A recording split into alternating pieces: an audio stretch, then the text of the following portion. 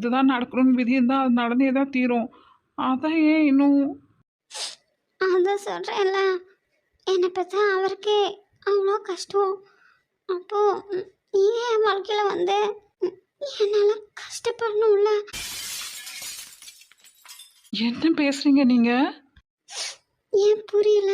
என் வாழ்க்கையில் நீங்கள் வந்து என்னால் நீங்கள் எந்த கஷ்டமும் பட வேண்டாம்னு சொல்கிறேன். இங்கே பாருங்களேன், இல்லை பரவாயில்ல, சொல்லுங்கள்.